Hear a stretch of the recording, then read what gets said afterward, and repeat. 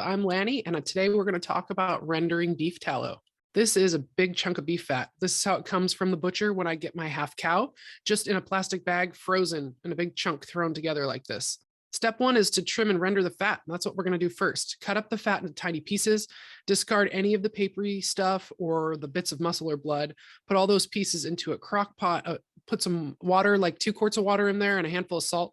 And then I'm going to just set that to low and render it until it's completely liquid. So let's look at those steps first. Okay, the beef fat is here. We've got the crock pot, and boy, this is going to take a while. So I take a deep breath first and then get going. So here's like the muscle piece that you want to get off. You don't want that to go in your pot with you. If I was doing this with lard for cooking, I would just put it through a meat grinder and strain all the bits at the end. But because we're using this tallow for multi-purpose, meaning I'm going to also use this for skincare products, I don't want to put this meat or blood into the lard to render, because that's going to cause it to have a smell like a roast. It's going to cook down with it and leave its smell. So the more we can remove of this stuff now, the better it's going to be later. So I'm making this effort up front, and it's daunting. So this big piece here, you're going to see this papery stuff I'm referring to.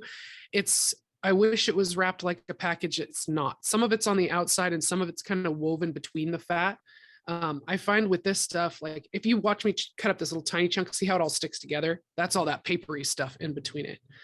So what I do is kind of just grab that paper, and I'm just going to lift up and try to pull off as much as I can. If I do it carefully, I can get it like in a big sheet. And that's honestly the best chance you have to get the most of it you can. If you can't get every little bit, it's okay. Just get the most of it, especially that dark muscle or blood, to try to have this be a more mild smelling final product.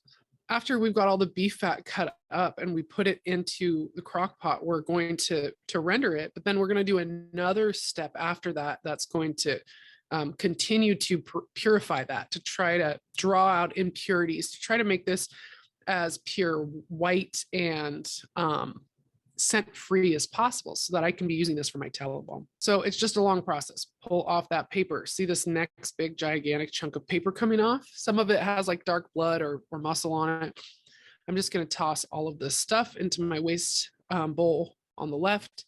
All of the good fat goes into my crock pot vessel, and I just keep moving forward. If you cut the chunks as small as possible, it's going to render more quickly. Larger chunks take longer to render. It's just the size of the fat determines how quickly it melts. So keep that in mind to try to cut pretty small chunks. And again, if you're just doing this for food and you didn't care too much about all the extra going in there, if you ran this through a food processor or a meat grinder, then you could get those bits super small, and those it's going to render as quicker than the way I'm doing it here. Okay, so I put this in my crock pot. I put a few quarts of water in. I put some salt in. It's going to take a long time. I don't want it to boil. I just want it to simmer. So I'm keeping it on low. After that, I'm going to strain it and put it in the fridge to cool. So this is what it looks like in the crock pot right after I chopped up all the fat. The water's at the bottom. You can't see it. There's salt in there too. And here's after about an hour, you can see it started to melt. There's some bubbles. The water is showing now. The fat has kind of settled down into the water. And here it is now after a few hours, probably 4 hours, and it's starting to look kind of golden and pretty melty. That's almost done. So once you can't see any chunks at the bottom, then you're good there. Now is when I strain that through a fine mesh strainer with cheesecloth in it into a new clean vessel. And then I place that into the refrigerator until it's fully solidified.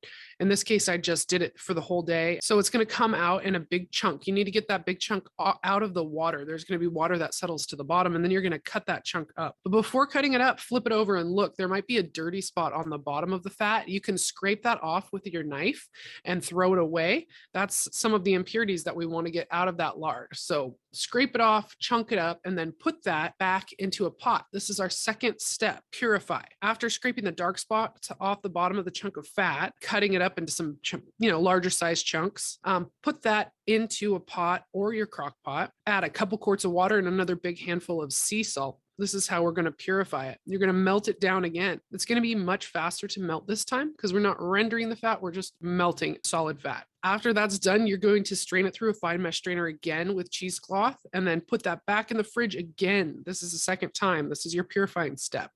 Once that's solidified, take that back out. Do the same thing. Scrape any parts that look undesirable off the outside of the fat, discard the water, and then chunk that stuff up again, put it back into your crock pot or your Dutch oven, saucepan, whatever, put it on low and let it melt slowly. So after that comes back to being solid in the fridge, we're going to move to our third step, and that's to bottle and store. Now you're just going to cut this fat into chunks again. You're going to throw away that water, scrape off any brown bits if there are any, but there probably won't be by this point. And then you're going to melt this down again. No salt or water this time. Just melt it down so that you can pour it into jars and you're done. Once those jars are cooled, you can put a lid on them and store them. So here's my fat after my last purification process. The way I did it, I had poured off some water because I let it sit for a minute first. I poured it from the top. You can see there's no brown bits on the bottom. It's nice and white. It's just a big chunk. That's what it looks like after I melted it down. It does look a little yellow, and that's okay. It's grass-fed beef tallow. You want to see a little yellow in there.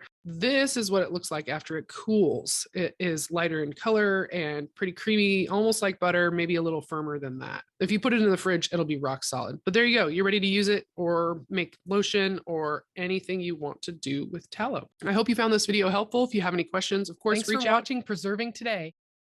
Don't forget to like and subscribe.